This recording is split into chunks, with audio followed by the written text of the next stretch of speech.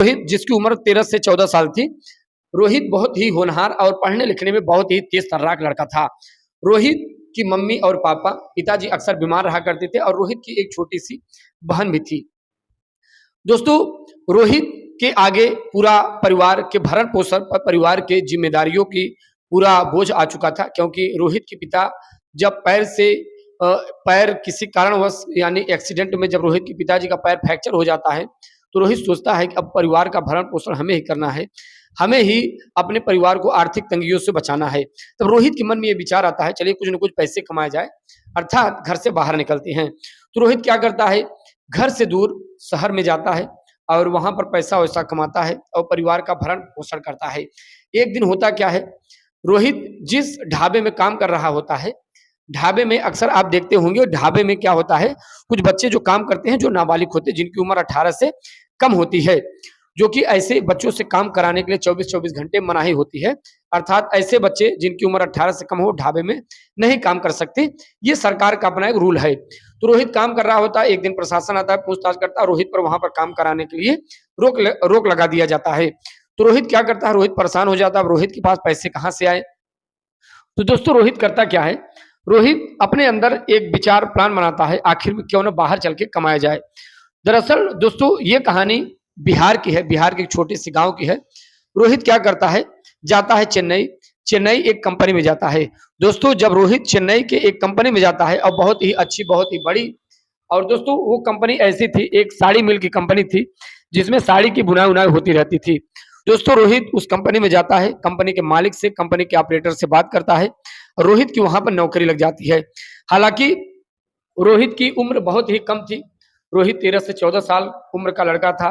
रोहित को एक बार कंपनी वाले तो मना करते हैं, लेकिन कंपनी वाले कहते हैं फिर भी आपको हम नौकरी देंगे, आपको उस हिसाब से कंपनी देंगे जिस हिसाब से आप कार्य कर सकते हैं। रोहित की नौकरी लगती है। रोहित दोस्तों कंपनी में काम करना शुरू करता है। वहीं पर रोहित की मुलाकात सरला से होती है। सरला की उम्र लगभग की 35 से 36 साल होती है। अब दोस्तों, जब रोहित की मुलाकात सरला से होती है, सरला की उम्र 35 से 36 साल होती है, तो रोहित बहुत ही खुश होता है, क्योंकि रोहित दोस्तों कई साल से जब बाहर कमाने के लिए आया हुआ है, और रोहित अपने से भोजन वगैरह बनाकर जब रोहित खाता है, और रोहित को कोई ऐसी स्त्री, ऐसी औरत मिल जाती है, रोहित को बोलती है वो औरत सरला कि रोहित, अब तुम अकेले नहीं हो, अब तुम्हारे साथ हम भी हैं, तुम हमारे साथ रहोगे और आपको चेन्नई में कहीं किसी चीज की दिक्कत का सामना नहीं करना पड़ेगा, जिस भी चीज की जरूरत होगी तुम हमसे आपको कह सकते हो। रोहित खुश होता है, बहुत ही प्रसन्न होता है। रोहित कंपनी में बहुत ही उत्सुक, बहुत ही खुशी के साथ काम करने लगता है, और सरला भी बहुत खुश हो जाती है, क्योंकि सरला को भी एक छोटा लड़का मिल गया था। रोहित सरला को अक्सर चाची चाची कह के बुलाया करता था। एक दिन होता क्या है, सरला रोहित से कहती है कि रोहित, ऐसा करो कि तुम एक दिन हमारे घर आओ, तुम डेली अपने से भोजन बना के खाते हो और परेशान हो जाते हो, कोई यहाँ पर बनाने वाला है नहीं। रोहित कहता है कि ठीक है आंटी, एक दिन हम आपके घर आएंगे। रोहित एक दिन बहुत ही परेशान हो गया था भोजन वोजन पकाने के लिए, भोजन वोजन बनाने के लिए। रोहित करता क्या है, एक दिन सरला आंटी के पास फोन करता है और पता पूछता है, धड़ से अपने खिड़की का दरवाजा बंद करता है और सीधा सरला के घर पहुंच जाता है। जैसे ही रोहित सरला के घर दोस्तों पहुंचता है, सरला भी बहुत खुश होती है रोहित को देखकर। वहीं रोहित भी बहुत ही प्रसन्नचित्त हो जाता है, क्योंकि रोहित अब जान गया था कि हम अब सरला आंटी के पास आ गए हैं, हमें बहुत ज्यादा अब यहाँ पर दिक्कतों का सामना नहीं करना पड़ेगा, यहाँ पे हमें भोजन वोजन अच्छे तरीके से मिल सकता है। सरला बहुत खुश होती है। सरला रोहित का स्वागत करती है, पानी पीने के लिए देती है और रोहित से कहती है कि ऐसा करो कि तुम बाथरूम में जाके तौलिया ले लो, जाके वहां पे स्नान कर लो, तब तक हम तुम्हारे लिए भोजन लगा देते हैं। रोहित कहता है, नहीं आंटी, हम तो स्नान करके आए हैं, हमें स्नान नहीं करना है।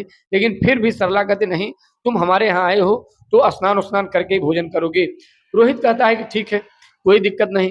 रोहित जाता है, स्नान करता है, और स्नान करने के बाद जब निकलता है, देखता है कि सरला उस बाथरूम के दरवाजे पे खड़ी थी।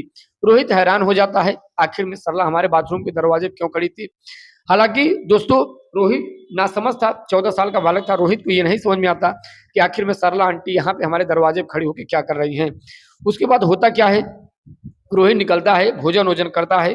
भोजन वोजन करने के बाद शाम होती है, दोनों मार्केट में जाते हैं, घूम टहर कर सब्जियां वगैरह ले आते हैं, और फिर शाम होती है।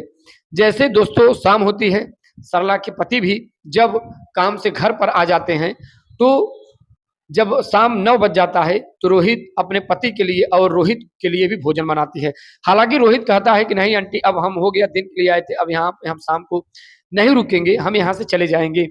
सरला जबरन रोहित को रोकती है, रोहित से कहती है, क्या मैं तुम्हारा स्वागत नहीं करूँगी? क्या मैं तुम्हें भोजन नहीं दूँगी? क्या हमारे पास किसी चीज़ की कमी है? रोहित कहता है, नहीं आंटी, बहुत ज़्यादा समय तक किसी के घर नहीं रुकना है हमें, क्योंकि हमारे अम्मी ने इस चीज़ को मना किया है। आंटी कहती है कि रोहित, ऐसा मत समझो, तुम हमें भी अपने तरीके ही समझ सकते हो, अपनी चाची मानते हो, चाची जैसे समझ सकते हो। दोस्तों, ये घटना बिहार की है। अब कहीं न कहीं इसकी आगे की कहानी यदि आप सुनेंगे, तो आपके भी दोस्तों पैरों तले ज़मीन न खिसक जाए। दोस्तों, होता क्या है, जैसे शाम होती है, सरला रोहित अपने पति के लिए भोजन बनाती है, सब अपने-अपने कमरे में जाके लेट जाते हैं और उस समय रात के 12 बज रहे होते हैं। सरला करती क्या है, एकाएक 12 से 1 बज रहा होता है, रोहित के कमरे में पहुँच जाती है और रोहित के पीठ पर अपना हाथ फेरना, रोहित के पैर पे अपना हाथ फेरना शुरू कर देता है। रोहित हैरान हो जाता है, कुछ देर बाद उठता है, चौंक जाता है, कहता है, सरला आंटी, आप यहाँ पर इतनी रात कैसे? सरला कहती है कि रोहित, घबराओ मत, तुम्हें बहुत मच्छर लग रहे थे, इसलिए हम तुम्हारे पास आए हैं। यहाँ पे मच्छर बहुत थे, इसलिए यहाँ पर आए हैं, इस समय लाइट भी चली गई है। रोहित बहुत खुश होता है सरला आंटी का इतना प्रेम देखकर। उसके बाद होता क्या है, प्रेम देखकर काफ़ी खुश होता है। दूसरे दिन दोनों काम पर जाते हैं, रोहित भी जाता है और सरला भी जाती है, उसके पति भी। जब दोनों शाम को लौटते हैं, बहुत ही खुश रहते हैं। रोहित कहता, नहीं आंटी, हमें घर पर जाना चाहिए। सरला कहते, नहीं रोहित, तुम्हें मेरे घर पे एक दिन और चलना चाहिए। हर दिन की तरह उस दिन भी रोहित सरला आंटी के घर जाता है और जब सरला आंटी घर जाता है, तो सरला करती क्या है, दोनों को भोजन, अपने पति और रोहित को भोजन बनाती है। दोनों खा पीकर अपने-अपने कमरे में सो जाते हैं। दोस्तों, एक दिन सरला, जब रोहित अपने कमरे में सो रहा होता है, सरला रोहित के कमरे में पहुँचती है और रोहित के ऊपर अपना हाथ फेरना शुरू कर देती है। रोहित के सर के ऊपर अपना हाथ फेरती है। रोहित एकाएक उठता है और सरला आंटी को अपने रूम में, अपने कमरे में देखकर बहुत ही हैरान हो जाता है। रोहित कहता है, आंटी जी, आप इतनी रात को हमारे कमरे में कैसे? सरला कहती है, रोहित, इसी प्रकार तुम लेटे रहो, मैं तुम्हें सुला रही हूँ और तुम्हें भी बहुत अच्छा लगना चाहिए। रोहित कहता है, हाँ आंटी, हमें बहुत अच्छा लग रहा है। धीरे-धीरे सरला क्या करती है दोस्तों, रोहित के साथ सरला यौन संबंध बनाने का प्रयास करना शुरू करती है। उस रात सरला रोहित के साथ यौन संबंध बनाती है। सुबह होता है, दोनों उठते हैं, जाते हैं कंपनी में काम करते हैं। हालाँकि हर दिन की तरह सरला की ये आदत बन चुकी थी।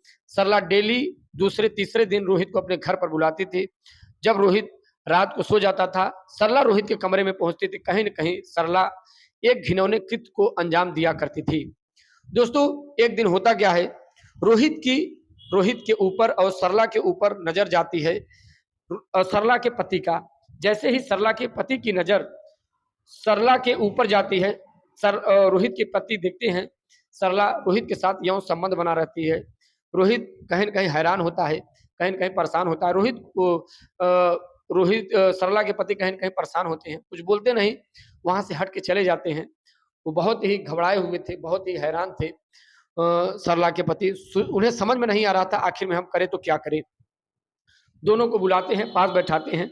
सरला के पति दोनों को समझाते हैं और रोहित को समझाते हैं, देखो रोहित, तुम्हारी अभी बहुत उम्र है, अभी तुम्हारी बहुत ज़्यादा उम्र नहीं है, अभी तुम बच्चे हो, अगर चाहो तो तुम अपने आप को सुधार सकते हो। रोहित सरला को 2-3 थप्पड़ भी लगाता है। सरला के पति थप्पड़ भी लगाते हैं। सरला को बोलते हैं, वो तो बच्चा था, लेकिन तुम तो बच्ची हो नहीं, तुम्हारी उम्र लगभग 35 से 40 साल होने वाली है। तुम ऐसे घिनौने कृत्य को अंजाम क्यों दे रही हो? तुम हमारी पत्नी होकर हमें धोखा दे रही हो। तो दोस्तों, सरला एक बार तो समझ जाती है, लेकिन कहते हैं ना, जिसकी आदत एक बार पड़ जाती है, दोबारा वो आदत नहीं छूटती है। सरला फिर से इसी अंजाम को कुछ दिनों बाद देती है। सरला के पति की जब फिर नज़र जाती है सरला के ऊपर, तो रोहित सरला के पति क्या करते हैं, सरला को घर से बाहर निकाल देते हैं और रोहित को भी घर से बाहर निकाल देते हैं। सरला का पति बोलता है कि तुम लोग यहाँ से जा सकते हो, हम यहाँ घर पे अकेले ही रहेंगे, तुम लोग की हमें कोई ज़रूरत नहीं। सरला रोहित के साथ बाहर जाती है रूम लेकर दूसरे शहर में रहना शुरू करती हैं। एक दिन होता क्या है, सरला रोहित दोनों की आदत बन चुकी थी। अब सरला को भी मजा आता था, रोहित को भी मजा आता था। लेकिन रोहित के मन में कुछ दिन बाद ये प्रश्न उठने लगे, आंटी जी ये हमें नहीं करना चाहिए, हमारे घर में पिताजी बीमार हैं, हमें घर पर भी जाना चाहिए। हम अगर यही करते रहेंगे हम पैसे कैसे कमाएंगे, अपनी बहन की शादी कैसे करेंगे, अपने पिताजी की देखभाल कैसे करेंगे। सरला कहती नहीं, पैसे हम तुम्हें देंगे, तुम अपने पिताजी की जांच कराओ। रोहित कहीं ना कहीं इन सब को लेकर इनकार करता रहता था। दोस्तों एक दिन रोहित के मन में एकाएक विचार आता है, सरला से हम पीछा कैसे छुड़ाए। सरला कहती थी अगर तुम यहाँ से दूर जाओगे हम तुम्हारे ऊपर एफआईआर करवा देंगे उल्टी सीधी हरकतों का। अब रोहित परेशान हो जाता है, रोहित के दिमाग में कुछ नहीं सूझता। तो एक दिन रोहित क्या करता है, मार्केट से चाकू ले आता है और जैसे ही सरला रोहित के पास आती है, लेटने का प्रयास करती है, वहीं पर रोहित गुस्सा कर सरला के पेट में कई स्थानों पर चाकू मारते, वहीं पर सरला की मौत हो जाती है। दोस्तों पुलिस आती है, पूछताछ करती है, पुलिस को भी कुछ नहीं पता चलता। बाद में पता लगता है पुलिस को कि सरला के भी पति हैं। जब पति से पूछताछ होती है तो पति हर एक हरकतों को सरला के बारे में बताते हैं और बताते हैं रोहित की गलती नहीं, गलती कहीं ना कहीं इसी की है, रोहित ने अच्छा ही किया होगा और हमें इससे कोई वास्ता नहीं, हमने इसे यहाँ से 3 महीने पहले ही अपने घर से बाहर निकाल दिया था। जब पुलिस इस चीज को सुनती है, कुछ साल के लिए रोहित को भी सजा होती है। और दोस्तों ये कहानी आपको सीख देती है कि जो भी बच्चे बाहर कमाने के लिए जाएं वो केवल अपने काम से काम मतलब रखें। यदि ऐसी किसी भी चीज का सामना करना पड़ता है तो ऐसे व्यक्ति से या फिर ऐसी महिलाओं से जो भी समाज को दुष्प्रभावित कर रही हैं, हालांकि हर व्यक्ति ऐसे होते नहीं, कुछ जो होते हैं जो समाज को दुष्प्रभावित करते हैं, इनसे दूर ही रहना चाहिए। दोस्तों ये कहानी बताने का तात्पर्य ये नहीं है किसी की आत्मा को ठेस पहुंचाना, बल्कि आपको जागरूक करना है।